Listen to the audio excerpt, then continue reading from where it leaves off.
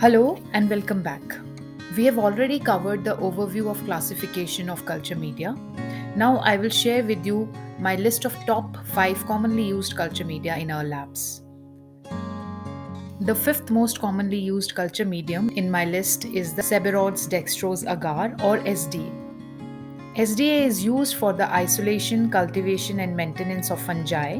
So, whenever a sample is sent to us for isolation of a fungus, we use SDA.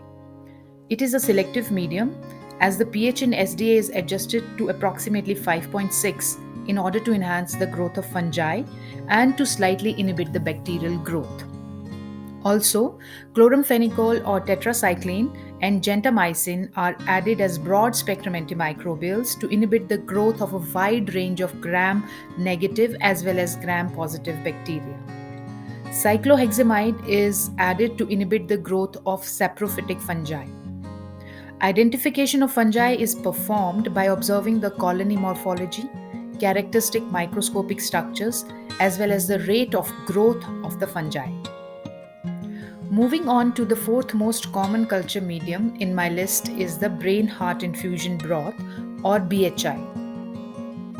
All fever patients undergo blood culture investigation, so BHI broth is the medium in which blood culture is routinely inoculated. BHI is an enrichment medium that supports the growth of wide variety of fastidious and non-fastidious aerobic and anaerobic bacteria and also fungi. BHI broth is usually inoculated with human blood on the bedside of the patient in a blood to broth ratio ranging from 1:10 to 1:5. Both underfilling and overfilling can inhibit the bacterial growth. It can be kept at room temperature till it is transported to the lab where it is kept in the incubator at 37 degrees Celsius for up to 5 days. The microbial growth should be checked on daily basis by visual inspection of cloudiness, gas production, visible colonies or hemolysis of blood. Subcultures are done from the BHI broth to the solid medium at defined time intervals till 5 days before declaring a negative blood culture. If the clinician suspects slow-growing organism like Brucella, it may take 3 to 4 weeks to grow. Now moving on to the third most commonly used culture medium in my list is gled medium, also called as cysteine lactose electrolyte deficient agar medium. Urine culture is quite commonly ordered by the clinicians and more frequently than the blood culture. All urine samples for culture are inoculated onto this medium, making its score better than the BHI broth. Gled agar is a non-selective medium that does not inhibit growth of either gram-positive or gram-negative bacteria. It also differentiates between lactose fermenters and non-fermenters. The lactose fermenting bacteria produce acid that changes the color of the indicator bromothymol blue from green to yellow. So, the lactose fermenting bacteria turns yellow in gled agar while non-lactose fermenters remain blue.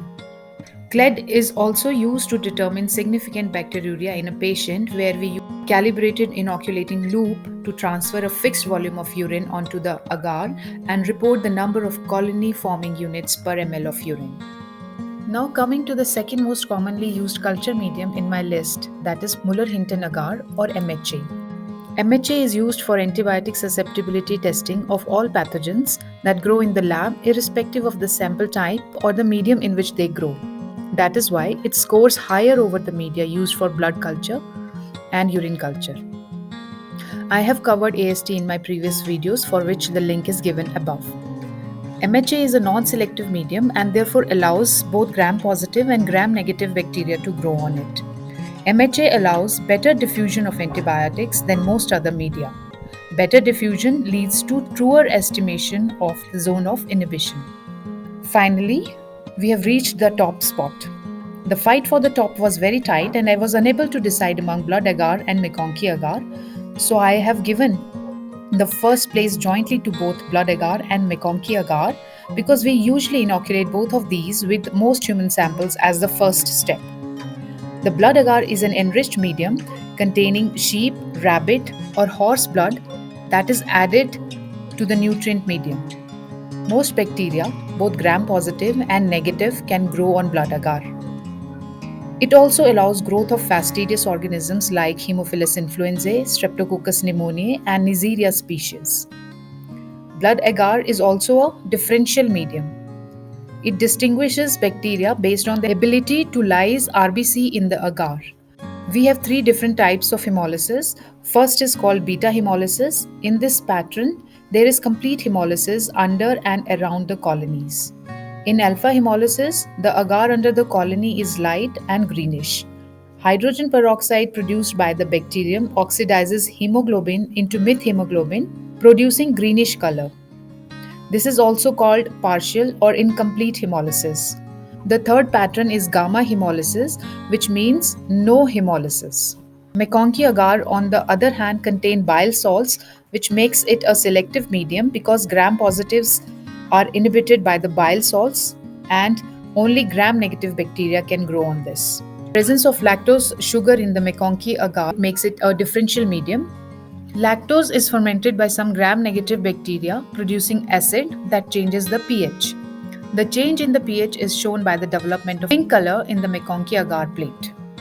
Neutral red is present in McConkey agar that changes its color from yellow to pink in the presence of acid, indicating growth of lactose fermenting bacteria.